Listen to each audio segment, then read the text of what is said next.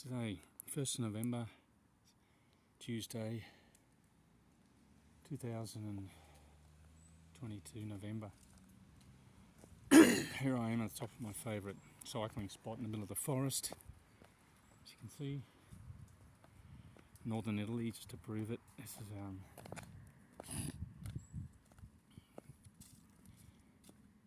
the Fattoria Montel Azienda Agricolo. There you go. They sell formaggi di capra, goat's cheese. There you go. If someone's ever doubted I live in Italy, just to reinforce that proof. These are all, this is a house that's been refurbished with all the green energy facilities. Pozzo bon sedimenti, legno means wood, PVC, aluminium, all written in Italian. So they've restored the house and they've put in all the insulation. You can see at the back of me, they put in the solar panels and the photovoltaic cells. You see all these cars driving on a day like today. Soon they'll be banned. A lot of days where you can't drive, like public holidays and stuff. It's if the European Union gets their way, Commission.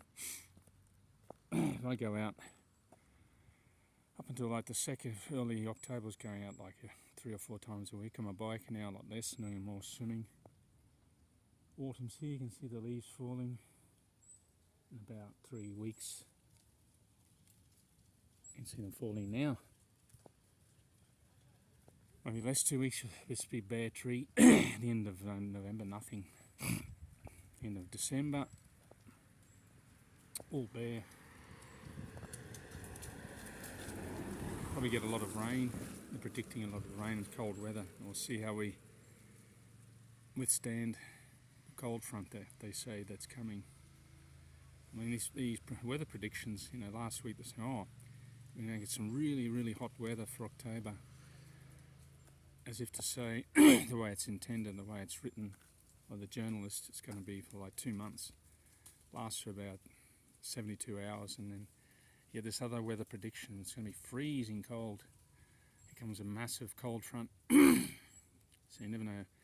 You've got to do your own due diligence when you're doing research on weather or politics or the economy. There's a lot of economists that know anything about monetary policy. They're academics. Don't know what the derivatives pyramid is. See, derivatives came into being about 40 years ago, about 1976. They were zero, now they're like at 4 quadrillion. Basically just side bets, people betting on prices. So the market's unstable, it doesn't make any more sense. Therein will lie the next, you could say, financial crash or bank failure. It's happening as we speak. But people aren't aware of this, especially in Italy. Some are. Everyone goes around about the day obsessing about food, what they're going to eat, when they're going to eat it, how they're going to eat it. So no one understands what's really going on. It's this debt. It's been building up and up and up, and it's unsustainable. Governments can't service it anymore. So you're going to have a sovereign debt crisis. I think it'll happen in Italy first, because it was more than a decade ago. Interest rates was like 12% or even 11% on the interest of paying Italy on their debt, their public debt. They couldn't afford it, and they removed Berlusconi undemocratically. So we'll see what happens.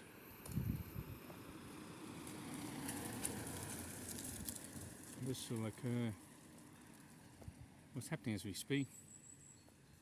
The Japanese yen has lost purchasing power because they've been monetizing debt for the last since 1992.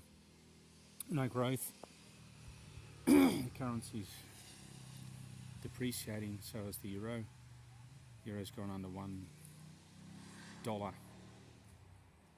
When it first came into being, it was 80 cents to the dollar. It's like 90 or 95, I think, but it's heading towards that direction again. A lot of cyclists out today, as you can see behind me. It's good to see people exercising instead of using their car. There's still a lot of cars about. But this strange dichotomy goes on in Italy. People drive cars, hate cyclists, but there are a lot of cyclists, and cycling is part of the culture here, especially where I live. Sport. In Italy, Italians are good cyclists. They've had a lot of Tour de France champions, European champions. And they're cursed on the road, but not as bad as the Anglo-Saxon countries where they try to kill you if you're on a push bike. Especially if you're training on a bike, they hate you. Luckily, in where I come from in Australia, you've got room for error here. You go right in a straight line and stick to the side of the road, that you get cursed. But often there are holes, so you've got to stay in the middle. You're concerned about your own safety first, so you have to go in the middle of the road. At 10:30, 45, I'm going to go home. I did a sprint up here, just absolutely destroyed. Probably went out too hard. I'll go back easy.